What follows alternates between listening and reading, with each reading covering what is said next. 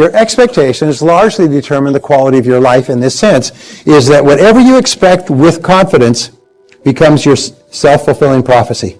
Whatever you expect with confidence becomes your own self-fulfilling prophecy. In other words, you are always telling your future by the way you talk about how you think things are going to turn out. You are like a fortune teller in your own life. And if you believe that things are going to turn out well, if you expect them to turn out well, then by gum, they do. So it's very, very important that you always expect the best. And this is the key. Expect the best. Expect the best. Expect the best of yourself. Expect the best of other people. Interesting difference between winners and losers. Can you guess? At the University of Pennsylvania is that the number one quality of success, they did the psychographic and demographic tests on these people. They found the number one quality that the top 10% of people had was optimism. They have a positive, constructive attitude toward life.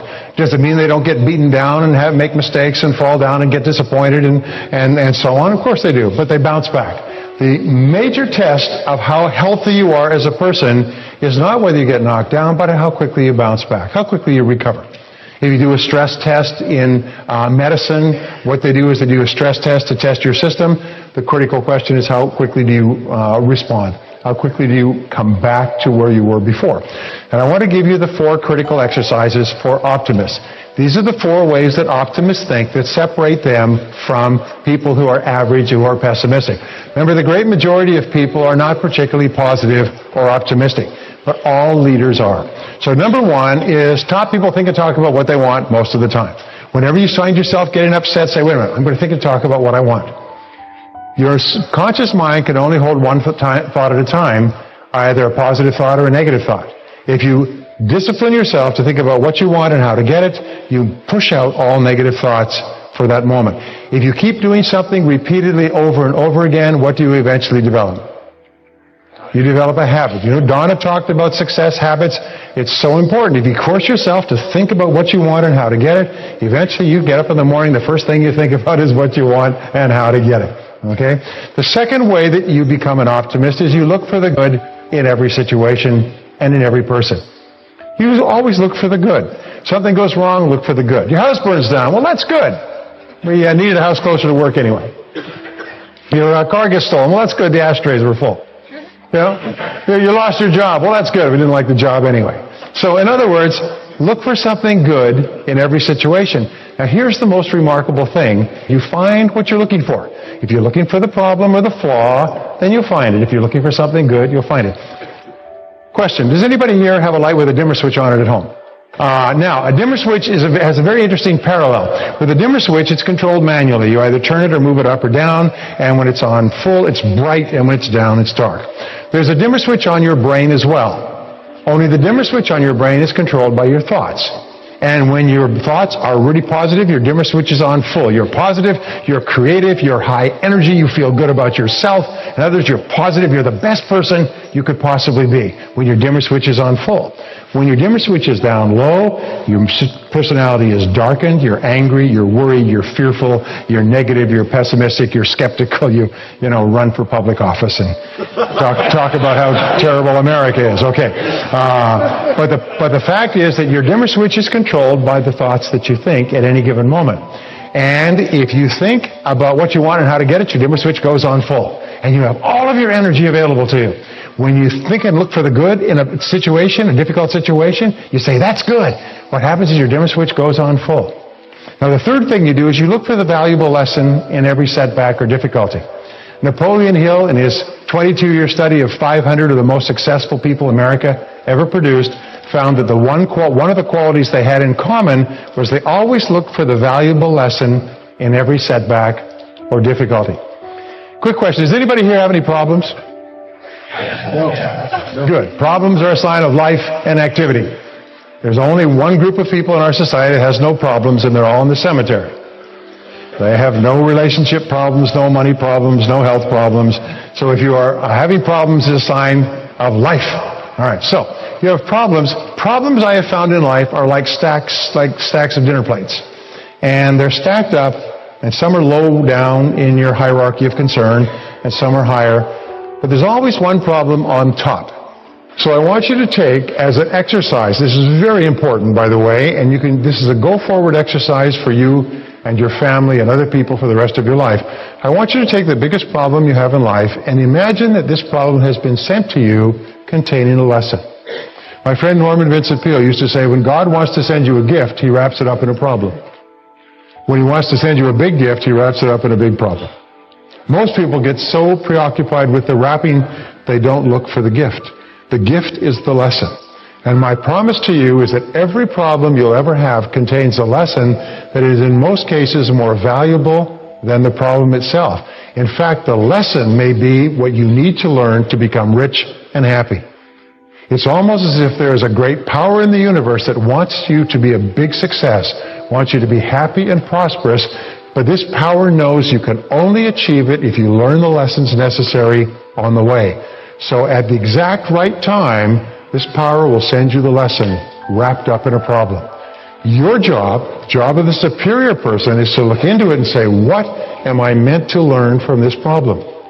What am I meant to learn, and what else am I meant to learn?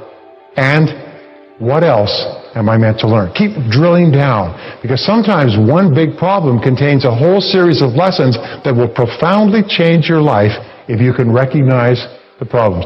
And as Donna said, by the way, if you don't recognize the solution within the problem, it'll come around again, only this time it'll be more expensive. And if you don't get the lesson then, it'll come around again. This great power will keep sending you the lesson until you get it. And then once you pass that, you go to the next lesson and you have the next problem. So your job is to say, what am I meant to learn from this situation? And my promise to you is you'll always find a lesson, and while you're looking for the lesson, your dimmer switch will be on full.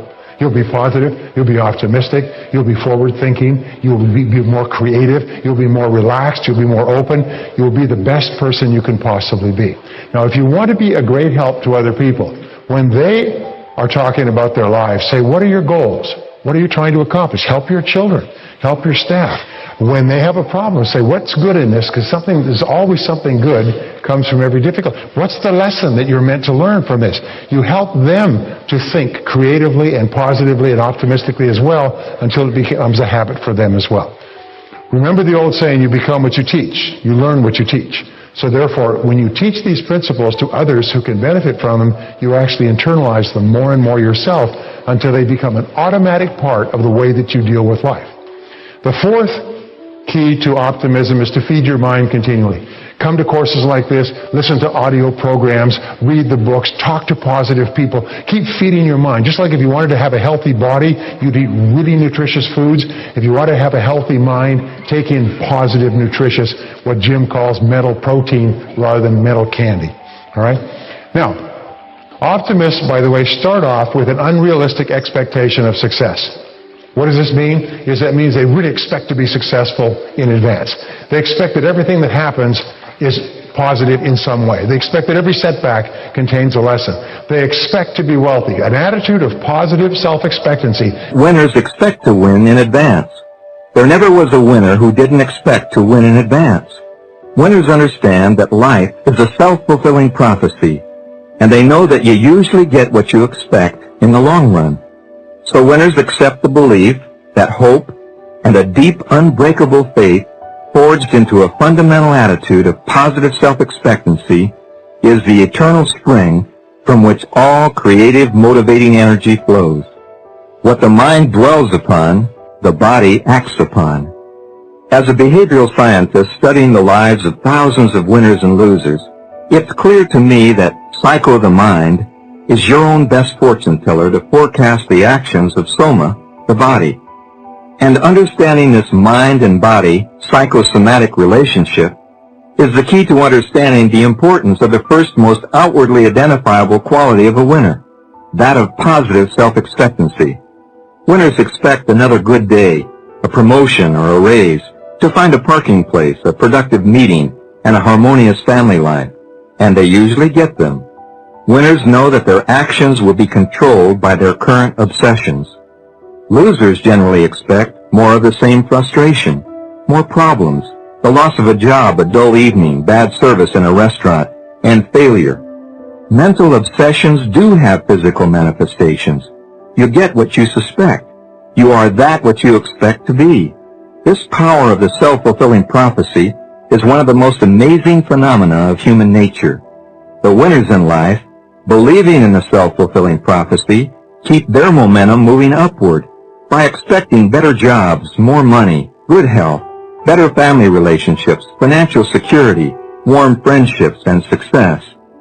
All really successful individuals fervently desire and expect to win, no matter what curves life throws at them. Think about Helen Keller, who graduated magna cum laude and devoted her life to the service of others, although she had been deaf and blind since infancy. And Franklin Delano Roosevelt, he had polio. In spite of their bloodlines and handicaps, they expected to do their best. That's why it's so critically important to remember that the key to winning positive self-expectancy is for you and me to understand that in the long run, every individual receives just about what he or she expects. And if you have the faith that if you do things in the right way, you'll be rewarded accordingly, you'll be a winner. Optimism is a way of life. So there's three qualities that optimists have. Number one is they learn more things. Number two is they try more things. Your job in life is to increase the probabilities of success. Now, how do you increase the probabilities of success? Number one is you learn more things, so you have more understanding. And number two, you try more things. And if I was to tell you the keys to success, you'll find that all successful people try more things. And is there any guarantee that you will be successful? No. You will fail more times than you succeed, but if you try more things, it's like throwing darts at the dartboard. If you keep throwing darts over and over again, even if you're a complete idiot, what must you eventually hit? You must eventually hit a bullseye. And that's why you meet complete idiots who are rich, is they just kept throwing darts and they hit a bullseye.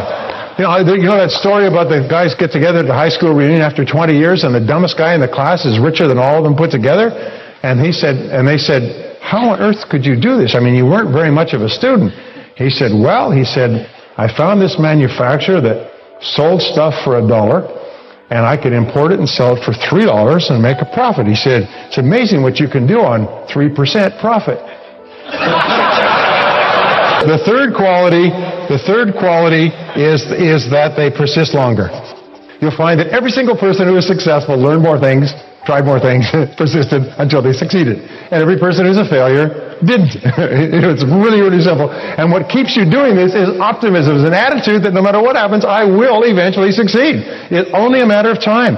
It doesn't matter what's going on now. If I just keep trying more things and persisting longer, I will succeed. And by gum, that becomes your fact. That becomes the fact of life. So I want to give you a quick exercise. I want you to take a piece of paper and I want you to write down the answer to this question. What are your three most important goals in life right now? What are your three most important goals in life right now? Okay. This is called the quick list method, by the way. You can use this for the rest of your life. And what we have found is that if you only have 30 seconds to write the answer to this question, your answers will be as accurate as if you had 30 minutes or 3 hours. You can ask your spouse, honey, what are your three most important goals in life right now? But ask your kids, son, daughter, what are your three most important goals in life right now? So in other words, these are your goals. Now, here is your homework assignment. Your homework assignment is for the next 24 hours, think and talk about those three goals. Think and talk about those three goals, and the only question you ask is, how? How do I achieve them? Not whether they're achievable. We'll talk about how we firm them up a little bit in a couple of minutes, but how do we achieve them? And from now on, think and talk about what you want and how to get it. Whenever you want to help someone else, help them think and talk about what they want and how to get it. Help them look for the good in every situation. Help them seek the valuable lesson in every problem that they have. Keep feeding your mind with positive stuff so you keep getting better and better. Quick story. This gentleman came up to me at my seminar. I said, ladies and gentlemen, what we're talking about today is not rocket science. He came up and he said, I heard that comment about rocket science. He said, I'm in sales. I'm 28 years old. He said, and I'd heard many people say over the years, this is not rocket science. This is not rocket science. I began wondering, what would it take to get a degree in rocket science? So I went back to the college and I said, I'm really interested in rocket science. What would it take? They said, well, you'd have to take these prerequisite courses. You'd have to take this. You'd have to do that. You'd have to take summer courses and so on. But this is the prescribed courses that you'd have to take to get a degree, just like we talked about a little bit earlier in engineering. So he decided that's going to be his project. So he went back to work. He's in sales, just like you and I. He's an entrepreneur. He went back to work in evenings and weekends. Instead of playing golf or watching television, he just studied rocket science. He said, May, I graduated at the university with a degree in rocket science. He said, now when somebody says, this is not rocket science, he said, I know, I got a degree in rocket science. he said, it's not that hard. It's not that hard. Now here's my point. Anybody in this room, if you wanted to get a degree in rocket science, if you cared about it enough, you could do it. You are smart enough to accomplish virtually anything that you could even imagine you could do in life. Nobody's smarter than you. Nobody's better than you. If they're ahead of you on the road of life, it means two things. Is they got on the road first, and they have proven that you can do the same thing they've done. If somebody is doing well, it's proof that you can do it as well. Now, people say, well, I want to be a billionaire in a year. That is a dumb thing. Why don't you be a 100-aire in a year? Why don't you be a 1,000-aire in a year? Now, one of the greatest diseases that has afflicted America, like an epidemic that has swept the country psychologically, is quick fix. I want quick fix. I want to take my entire wasted life and turn it around by Monday. I want to be financially independent in a year, and I want to be free from decades of silly things that I've done with my life, and I want to get it all back. And that's not how it works. What you do is you begin turning this great ocean liner slowly. It takes 7 years. Now, I've studied mastery, and I've studied it for years. I've studied all these subjects because they're so important to me. All the studies say 10,000 hours in your craft, 7 years. Now, people say, oh, my God, 7 years. I'm 30. I'll be 37 years old. Jeez. Well, how much older will you be in 7 years in any case? The fact is, and please write this on your hand, the fact is, the time is going to pass anyway. The time is going to pass anyway. The only question is, where are you going to be in 7 years? Are you going to still be lost on the back roads? Are you worried about money? Or are you going to be on the high road and moving ahead faster and faster? Peter Drucker, who's probably the best management theorist in the history of the world, Peter Drucker says no business makes money within 4 years. In the first 4 years. It takes 2 years to break even. The first 2 years, what you do is you mortgage, you hypothecate, you borrow, beg, steal, and lie every penny you possibly can to survive. The second 2 years, you make more than it costs, and you begin to pay off your debts. At the end of 4 years, you start to make a profit. It takes 7 years to make a business success. Now, if that is the rule, people say, I'm going to beat the numbers. No, you're not. You're not going to beat the odds. People say, I'm going to live to be 150. No, you're not. You're not going to beat the odds. You're not going to beat the probabilities. What you do is you say, okay, these are the facts of life, so get on with it. If you want to be at the top of your field, there's nothing can stop you from being one of the highest paid, most successful people in your field if you just get on with it. And don't expect to do it overnight. Is just begin to take the courses, upgrade your skills, add value. The critical quality is optimism. You've got to be an optimist. Thank you very much. God bless you.